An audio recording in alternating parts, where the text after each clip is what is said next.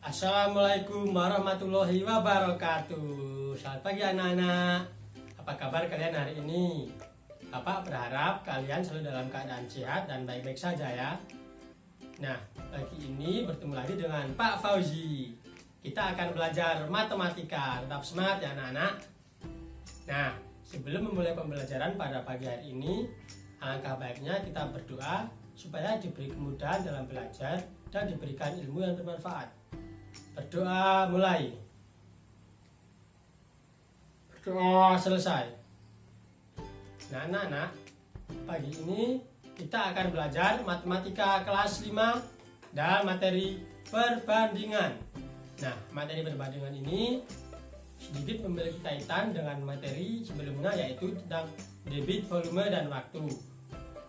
Nah, adapun tujuan pembelajaran yang harus kita capai pada hari ini adalah diantaranya: yang pertama, kalian harus mampu memahami apa itu perbandingan senilai dengan baik dan benar. Kemudian, tujuan pembelajaran yang kedua adalah kalian harus mampu menyelesaikan masalah sehari-hari yang berkaitan dengan perbandingan senilai dengan baik dan benar. Nah, kita langsung mulai saja anak-anak. Perbandingan. Apa itu perbandingan? Nah, perbandingan adalah suatu kegiatan membandingkan dua nilai atau lebih dari suatu besaran yang sejenis dan dinyatakan dengan cara sederhana. Kemudian, perbandingan dapat dinyatakan sebagai atau ke dalam bentuk pecahan. Kemudian, perbandingan merupakan bentuk yang paling sederhana dari suatu pecahan. Jadi, pecahan dalam suatu perbandingan harus disederhanakan dalam bentuk yang paling sederhana ya anak-anak. Nah, sekarang kita membahas contoh yang pertama, menulis perbandingan. Perbandingan buah pisang dengan buah apel adalah, nah, perhatikan gambar di atas anak-anak, terdapat buah pisang dan buah apel. Nah, kita akan membahas mengenai perbandingan buah pisang dan buah apel tersebut. Nah, perbandingannya tersebut dapat ditulis sebagai berikut. Yang pertama adalah banyak pisang, yaitu terdapat 1, 2, dan 3 per banyak apel yang terdapat 1, 2, 3, 4. Jadi banyak pisang per banyak apel sama dengan 3 per 4 atau 3/4. Nah, perhatikan anak-anak. Nah, pada saat penulisan seperti ini, jangan sampai posisinya terbalik, buah pisang di atas, maka angka yang pertama ditulis adalah angka dari jumlah pisang, jangan sampai terbalik dengan jumlah apel ya anak-anak. Nah, jadi perbandingan buah pisang dengan buah apel adalah 3/4 atau 3/4. Ingat, letaknya harus tepat dan jangan sampai terbalik. Kemudian contoh soal yang kedua. Nah, mari kita kenalan. Di sini ada Benny dan ada Edo. Benny memiliki 50 buah apel, sedangkan Edo memiliki 80 buah apel. Nah, yang menjadi pertanyaan adalah berapa perbandingan yang dimiliki apel oleh Benny dan Edo? Nah, jumlah apel Benny adalah 50, sedangkan jumlah apel Edo 80. Maka perbandingannya adalah 5/8. Nah, kenapa bisa 5/8? Apa penyebabnya? Mari kita bahas bersama-sama. Jadi apel yang dimiliki Benny, jadi Benny memiliki 50 apel, sedangkan Edo memiliki 80 apel.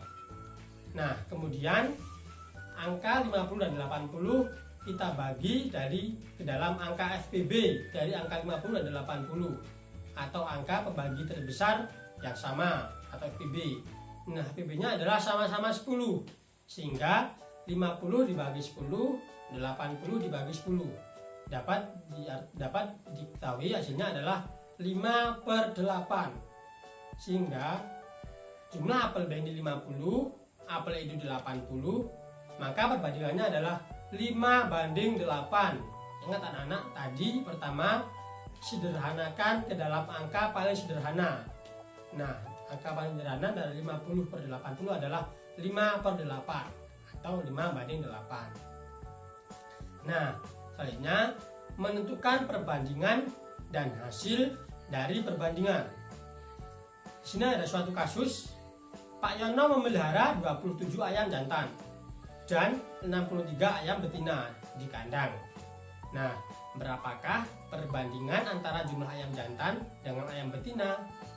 Nah, kita bahas bersama-sama. Cara menyatakan perbandingan adalah dengan menyederhanakan pecahannya hingga ke bentuk yang paling sederhana. Ini yang harus kalian ingat-ingat ya anak. Ubah pecahan ke dalam bentuk yang paling sederhana. Nah, perbandingannya adalah jumlah ayam jantan per jumlah ayam betina sama dengan tadi ayam jantannya adalah 27 per ayam betina 63. Kemudian kita bagikan ke dalam angka FPB dari angka 27 dan angka 63, atau angka pembagi terbesarnya adalah 9. Maka 27 dibagi 9 dan 63 dibagi 9 ketemunya adalah 3/7. Jadi dapat diketahui perbandingan ayam jantan dan ayam betina di kandang adalah 3/7. Nah anak-anak, selanjutnya kita masuk ke latihan soal yang pertama. Nanti kita bahas bersama-sama. Umur Adi 12 tahun, umur Sinta 21 tahun. Nah, perbandingan umur Adi dan umur Sinta adalah, nah ingat, tadi pesannya adalah kita menentukan perbandingannya dulu. Adi banding Sinta. Umur Adi 12 tahun, kemudian umur Sinta 21 tahun. Nah, maka kita ubah ke dalam bentuk pecahan agar kita lebih mudah untuk menghitungnya ya anak-anak. Adi per Sinta sama dengan 12/21. Nah, tadi ingat kita ubah pecahan ke dalam angka paling sederhana dengan cara membaginya ke dalam angka FPB dari dua angka tersebut atau angka pembagi terbesar yang sama. Nah, FPB-nya adalah 3. Jadi 12 dibagi 3, kemudian 21 dibagi 3, ketemunya adalah 4/7. Jadi perbandingan antara umur Adi dan umur Sinta adalah 4/7 atau 4/7. Ingat ya anak? Nah, kemudian lanjut saja kita masuk ke latihan soal yang kedua. Permasalahannya adalah luas lapangan sepak bola adalah 640 meter persegi. Kemudian luas lapangan bola voli adalah 80 meter persegi. Nah, pertanyaan adalah perbandingan luas lapangan sepak bola dengan luas lapangan bola voli adalah, mari kita bahas bersama-sama. Kita masukkan ke dalam bentuk pecahan agar kita lebih mudah menghitungnya. Luas lapangan sepak bola per luas lapangan bola voli diketahui sama dengan luas lapangan sepak bola 640 per luas lapangan bola voli 80. Kemudian ingat, kita bagi ke dalam angka FPB dari kedua angka tersebut atau angka pembagi terbesar agar kita bisa mengetahui angka terkecil atau angka paling sederhana. Nah, FPB dari angka 640 dan 80 adalah 80. Maka 640 dibagi 80 kemudian 80 dibagi 80 sama dengan 8/1. Jadi luas lapangan sepak bola banding luas lapangan bola voli adalah 8/1. Ingat ya anak-anak. Lanjut saja kita masuk yang selanjutnya adalah perbandingan uang. Kita ambil contoh.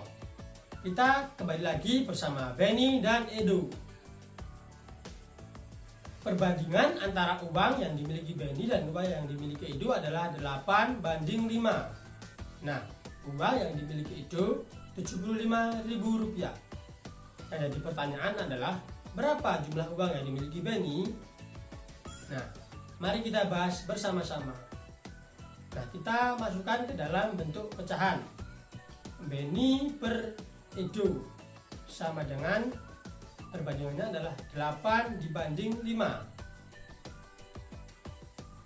Karena diketahui uang Edo Rp75.000, maka Benny per uang Edo Rp75.000, maka 8/5 dikali uang yang dimiliki oleh Edo, yaitu Rp75.000.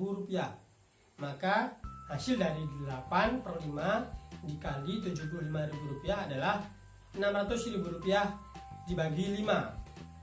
Hasilnya adalah Rp120.000. Maka uang yang dimiliki Benny adalah Rp120.000. Jadi perbandingan uang yang dimiliki Benny dan Edo adalah 8/5. Dan uang yang dimiliki Benny adalah Rp120.000 dibanding uang yang dimiliki Edo Rp75.000. Nah, anak-anak, mari kita masuk ke latihan soal yang ketiga. Permasalahannya adalah perbandingan tinggi badan Siti dan Ayu adalah 6/5. Tinggi Siti adalah 144 cm.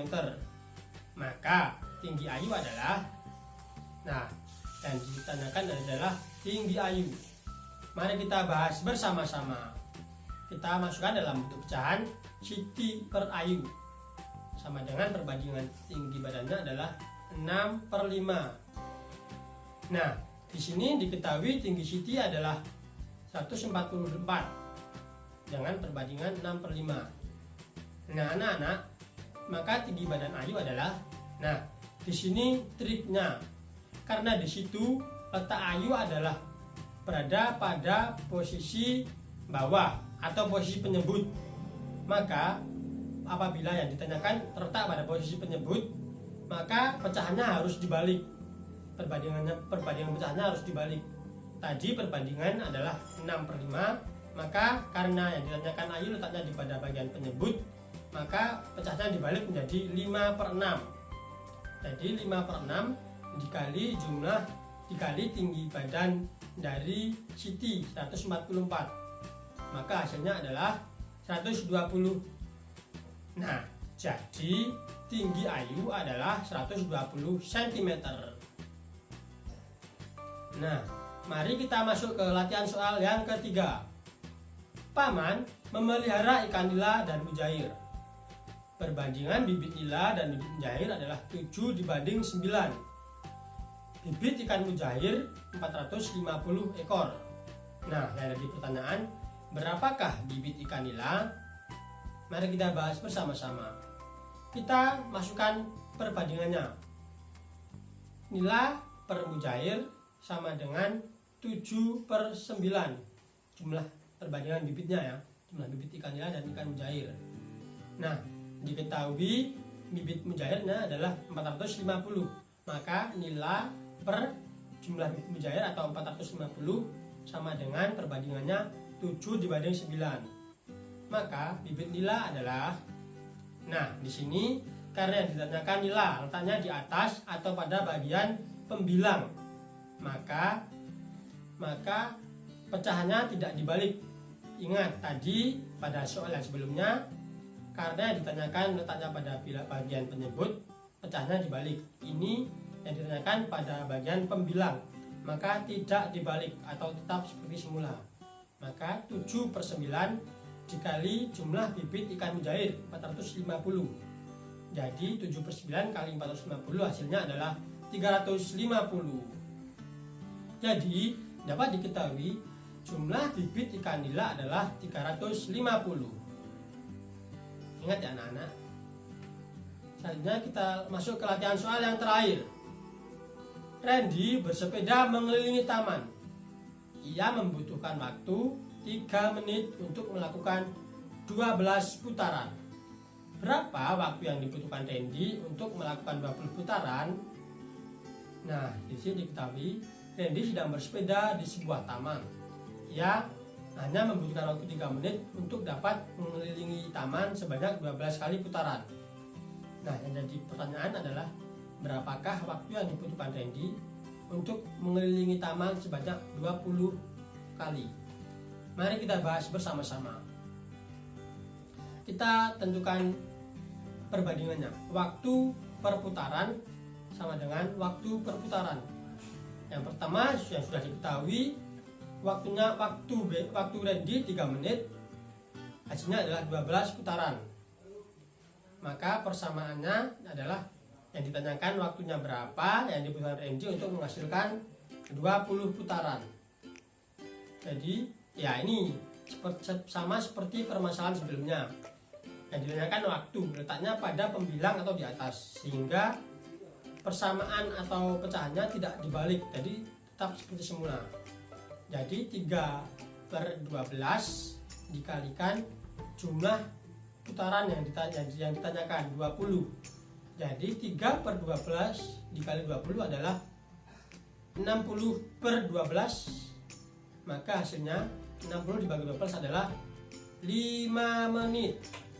Jadi dapat diketahui waktu yang dibutuhkan Randy untuk bersepeda mengelilingi taman sebanyak 20 putaran adalah 5 menit. Nah, anak-anak, sekian pembelajaran pada hari ini. Semoga ilmu yang Bapak sampaikan dapat bermanfaat. Nah, anak-anak, ingat pesan Bapak. Untuk menguasai matematika yang diperlukan adalah sering-sering latihan. Maka pesan Bapak, kalian di rumah harus sering-sering latihan mencoba menyelesaikan masalah atau menyelesaikan soal.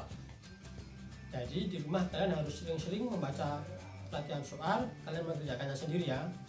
Nanti apabila kalian ada yang masih belum jelas atau kalian masih bingung, dapat ditanyakan ke Bapak Fauzi dengan cara WA ke nomor pribadi Pak Fauzi. Nah, pesan Bapak yang kedua adalah kalian di rumah harus tetap jaga kesehatan dengan cara menerapkan protokol kesehatan yang berlaku, dengan cara selalu memakai masker, rajin mencuci tangan, rajin berolahraga, selalu menjaga jarak, kemudian makan makanan yang bergizi.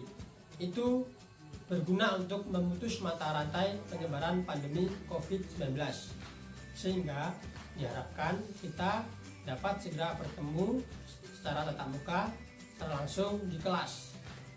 Oke anak-anak, ingat pesan Bapak. Sekian pembelajaran hari ini. Wassalamualaikum warahmatullahi wabarakatuh. Dadah.